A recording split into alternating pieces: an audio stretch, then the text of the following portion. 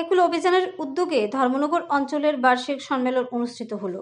ধর্মনগর মহকুমার পদ্মপুরে হরিচাঁদ আখড়ায় একুল অভিযানের উদ্যোগে ধর্মনগর অঞ্চলের বার্ষিক সম্মেলন অনুষ্ঠিত হয়। উক্ত সম্মেলনে উপস্থিত ছিলেন ধর্মনগর অঞ্চলের সভাপতি শক্তিনারায়ণ ভৌমিক, ঊনকোটি জেলার বিশ্ব হিন্দু পরিষদের সভাপতি বিনোদ দেবনাথ সহ অন্যান্য বিশিষ্ট ব্যক্তিত্বগণ এবং আচার্যগণ।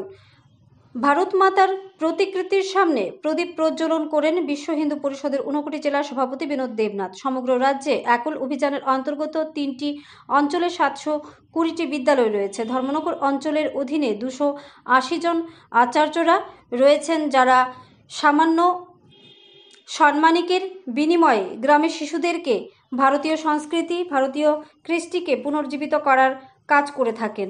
ধর্মনগর অঞ্চলের অধীনে থাকা 280 জন আচার্য এবং আচার্যার জন্য কেন্দ্রীয় কমিটি থেকে শীতবস্ত্র পাঠানো হয়েছিল। আজ বার্ষিক সম্মেলনে তাদের হাতে শীত বস্ত্র তুলে দেওয়া হবে বলে জানান ধর্মনগর অঞ্চলের সভাপতি শক্তিনারায়ণ ভৌমিক। ধর্মনগর থেকে নিজস্ব প্রতিনিধির রিপোর্ট, আরই ধর্মনগর।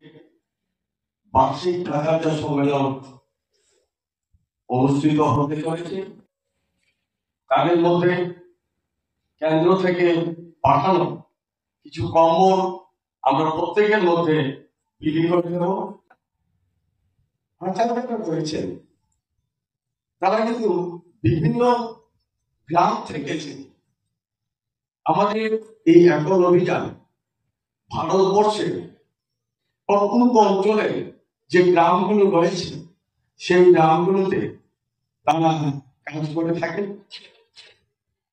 খুব সামান্য একটা সাম্মানিক তাদেরকে দেওয়া হয়, যা শুনলে আপনারা আশ্চর্য হয়ে যেতে পারেন।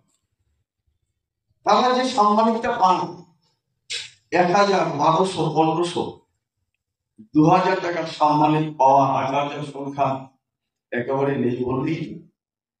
এই সামান্য সম্মানের বিনিময়ে তারা যেভাবে গ্রামের শিশুদেরকে ভারতীয় সংস্কৃতি, ভারতীয় কৃষ্টিকে পুনরুজ্জীবিত করার জন্য কাজ করে চলেছেন, তার জন্য আমি ব্যক্তিগতভাবে তাদেরকে আন্তরিকভাবে শ্রদ্ধা নিবেদন করছি। আমাদের এই ধর্মনগর অঞ্চলের অধীনে প্রায় 280 জন আচার্য রয়েছেন।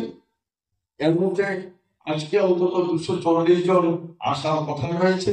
অনেকেই গাড়িতে আছেন হয়তো। তা আমরা এই 240 জনের মধ্যে কম্বল বিতরণ করে দেব।